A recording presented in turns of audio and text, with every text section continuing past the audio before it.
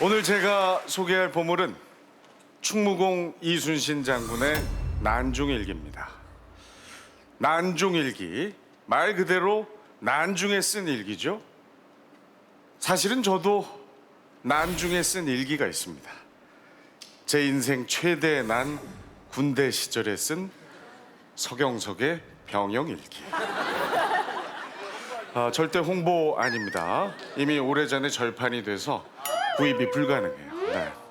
자, 난중일기 처음부터 끝까지 제대로 다 읽어보신 분 혹시 계시면 손 들어보시겠어요? 옆을 한번 한 분이 갑자기 드셨는데 저분은 이제 저한테는 도움이 안 되는 분이고 보시다시피 거의 없습니다. 난중일기 하면 왠지 내용을 다 아는 것 같아요. 그래서 제대로 읽어볼 생각이 들질 않습니다. 저도 솔직히 이번에 처음으로 완독을 했습니다.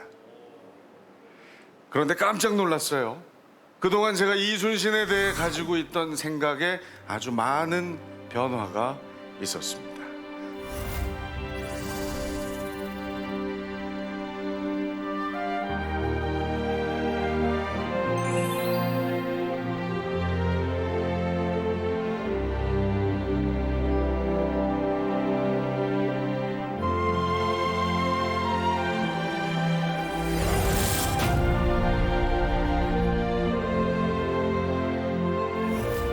자, 난중일기 늘 같은 형식으로 시작을 합니다. 몇 월, 며칠, 날씨, 맑음. 마치 초등학생들이 쓰는 일기와 같죠? 그냥 날씨만 적고 끝난 일기도 35일이나 됩니다. 왜 그랬을까요?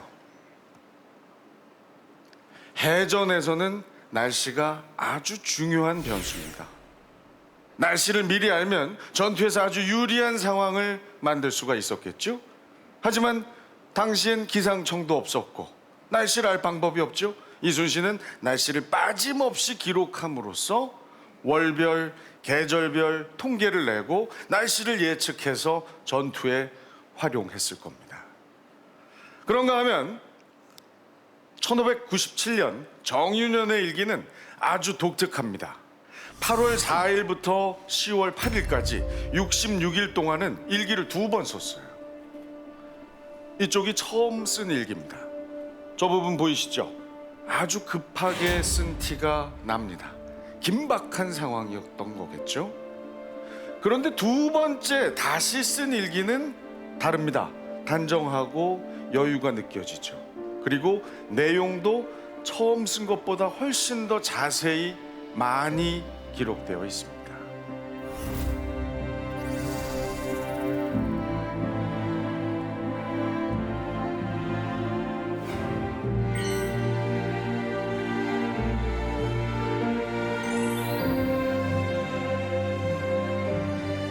자, 이순신은 왜 일기를 2번 썼을까요? 이 2번 일기를 쓴 기간 중에는 13척의 배로 133척의 외선을 무찌른 그 유명한 명량해전이 있습니다. 아주 긴박했던 순간입니다. 예? 고비를 극적으로 이겨낸 이순신 장군은 그 전투의 순간순간을 돌이켜본 거죠.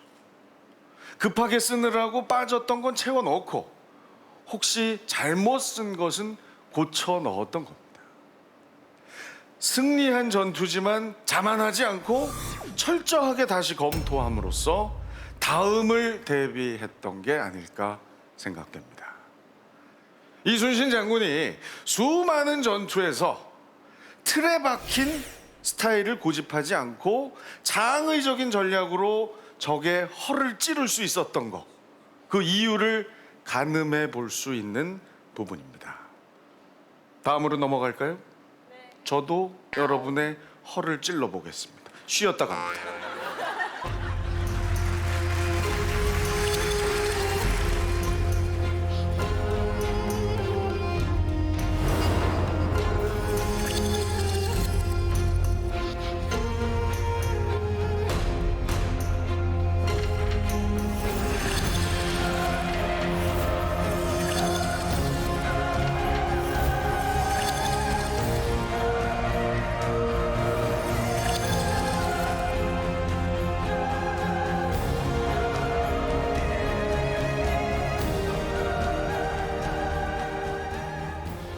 우리가 영웅을 표현할 때 이런 수식어를 많이 사용합니다.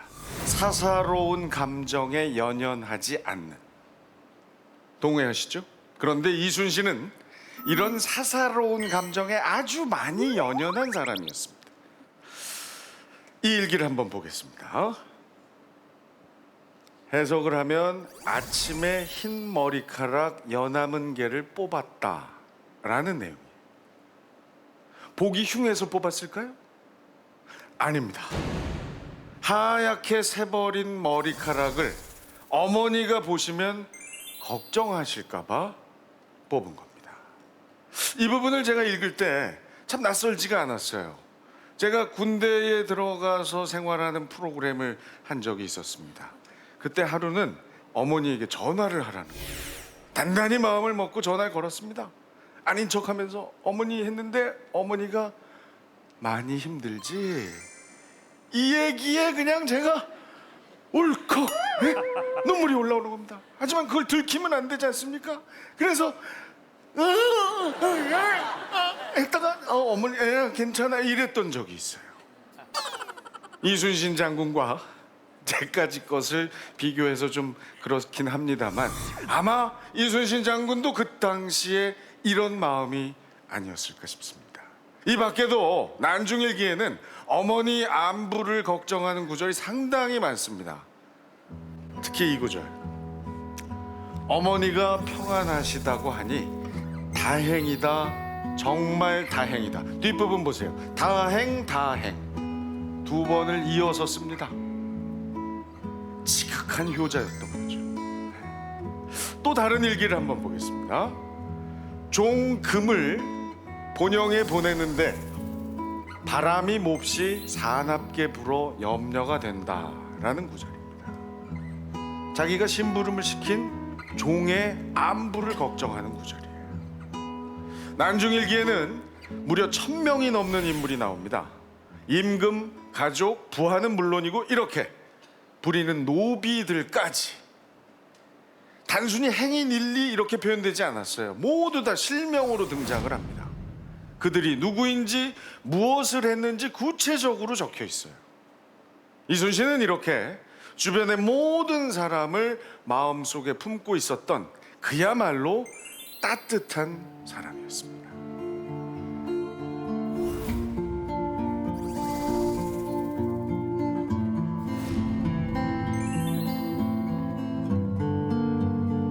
이제 마지막으로 이 글자를 보시겠습니다. 숱한 전쟁을 치른 이순신. 전쟁을 앞둘 때마다 그의 속마음이 어땠는지 잘 표현해주고 있는 글자입니다. 바로 웅크릴 축자인데요. 생사의 경계를 넘나드는 전쟁터. 장군이라고 해서 어찌 무섭지 않았겠습니까? 이순신도 두려웠을 거예요. 겁났겠죠. 그 두려움에 이렇게 웅크릴 수밖에 없었던 겁니다. 하지만 그 두려움을 용기로 바꾸기 위해서 끊임없이 자신을 채찍질했던 거예요. 어떻습니까, 여러분? 아직도 이순신이 백전무패의 영웅으로만 보이십니까? 아니면 우리와 다르지 않은 한 인간으로 보이십니까? 영웅 이순신이 아닌 인간 이순신이 남긴 7년의 기록, 난중일기였습니다.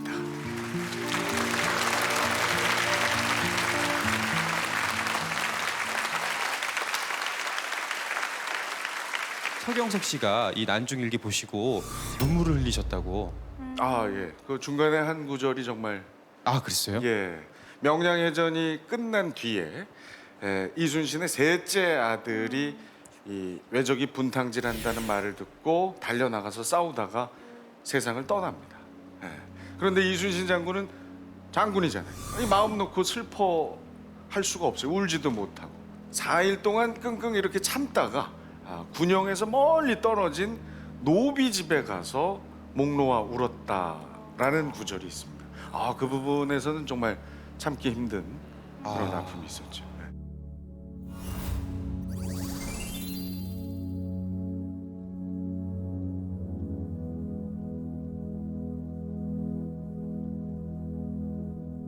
자녀가 있는 분들은 다 공감하실 만한 얘기지만 엄청난 슬픔일 텐데 웬만한 사람 같으면 그냥 무너질 수 있는 네. 그런 상황을 오히려 그냥 책임감과 이런 걸로 극복을 해야만 했고 또 그런 게 좀 굉장히 뭐 마음 아픈 부분이 아닌가. 그 부분에서 이제 그 일기에 나오는 거는 꿈을 꿨는데 내가 어디 내과에 떨어졌더니 막내 아들이 나를 이렇게 안았다라는 그런 게 있으면서 이상해 갖고 보니까 고향에서 편지가 왔는데 앞에 보니까 통곡이라는 표현이 있었다. 그래갖고 직감을 했다는 거죠. 그래갖고 붙잡고 막 울었다는 겁니다. 꿈에서 울었다는 거거든요. 그러니까 우리는 영웅은 어릴 때부터 남다르고 뭔가 다른 사람이라고 생각이 드는데 사실 난중일기에 나와 있는 내용은 아주 절망적인 상황 앞에서 너무나 연약한 인간의 모습 그 이상도 이하도 아니거든요. 근데 영웅은 이런 순간에 절망과 맞서는 모습을 보여줬을 때 비로소 영웅이 된다라고 하는 뭔가 영웅의 조건을 보여주는 하나의 표본이라는 생각이 들어요. 근데 일기를 매일 썼다는 것도 참 대단해요. 진짜 대단하시다고 생각을 했어요. 왜냐면 일기라 하면 뭐 일주일은 기본이고 한 2주를 밀려가지고 2주밖에 안 밀렸어요. 3주 정도 밀렸어요. 그리고 맨날 4주 그래 밀렸어요. 그냥 방학 내내 밀렸다가 마지막 날에 막 휘몰아치던 기억이 나는데 진짜 그 난중 속에서도 이렇게 일기를 쓰셨다는 게 정말 대단한 것 같아요. 근데 세 보니까 조금 비어 계신 곳이 있긴 하던데요. 그래도. 네. 실제로 한 2,500여일 중에서 900여일 정도는 일기가 비어 있는데요. 이제 못 쓰셨던 이유가 아주 치열한 전쟁 중, 그러니까 임진왜란의 3대 대첩 중에 한산도 대첩 중이었거나 혹은 아주 억울하게 투옥이 돼서 도저히 일기를 쓸 수 없는 상황. 오히려 비어 있는 곳이 여유로우셨구나 이게 아니라 그게 치열한 삶을 보여주는 거죠. 저는 개인적으로 이제 옛날에 학교 때 아네 프랑, 그러니까 아내 일기를 봤었거든요. 그것도 좀 생각나는데 그것도 이제 전쟁 상황이었고 아내가 특히 이제 암스테르담 그 집에 숨어 있을 때 매일매일 기록하면서 약간 그 독자 입장에서도 너무 많은 그런 긴장감도 있잖아요. 그러니까 그리고 그 사람도 나중에 이제 죽었고, 그러니까 좀 굉장히 좀 마음 아픈 그런 배경이더라고요. 저는 이제 보면서 군생활 얘기가 재밌더라고요. 또 왜요? 여기가 정말 재밌을 것 같아? 왜요? 안 다녀서 원로구나. 군 상관이 이순신이라면 밑에 사람도 힘들지. 굉장히 피곤한 상관인데 그 상관이 있거든요. 꼭. 네, 있죠. 자꾸 뭐 자꾸 책 내고. 책 내고 사라고 하고. 예, 이게 네, 이걸 저희가 다 샀어요. 예. 다 샀거든요. 저희는 의무적으로 읽었거든요. 네, 의무적으로 사야 하고요. 예. 한 분씩 이렇게 멘트를 남겨주셨는데 홍경민 씨가 남겨주신 게 되게 인상적이에요. 서병장이 제대했다. 이젠 밤마다 쌀국수를 끓이지 않아도 된다. 군 생활이 즐거워지기 시작했다. 이렇게 남기셨어요. 저는 처음에 사실 난중일 읽었을 때 가장 인상 깊었던 부분이 아프다는 기록이 굉장히 많아요. 밤새 신음을 했다. 머리가 아파서 웅크리고 하루 종일 앉아 있었다. 이런 부분이 너무나 지극히 인간적이고 뭐 고뇌와 이런 것들이 드러나 있는 것 같아서 굉장히 인상 깊었습니다.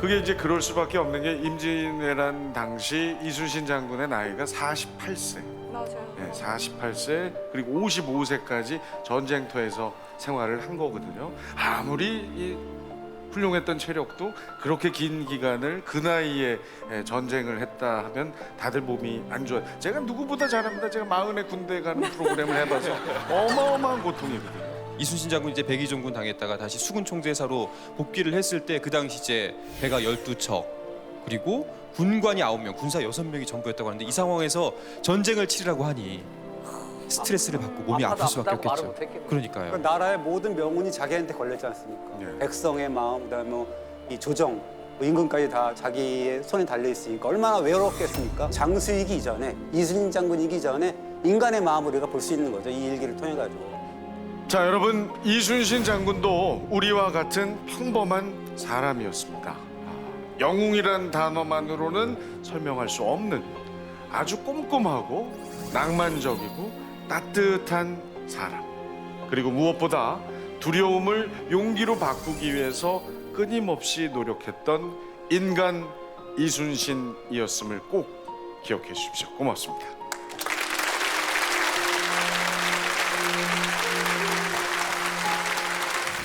타고난 글이라느니 노랑캐나 하는 짓이라느니 모조리 체포를 했어요.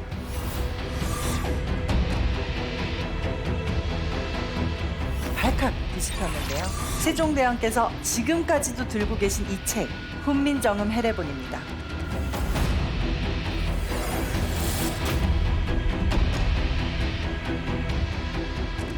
야, 너 뭘 얻었어? 그럼 안 돼! 하고 쓴 소리를 딱!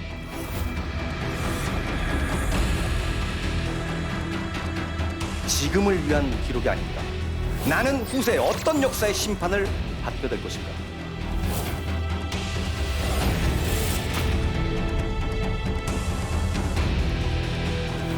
그런데 깜짝 놀랐어요. 영웅이란 단어만으로는 설명할 수 없는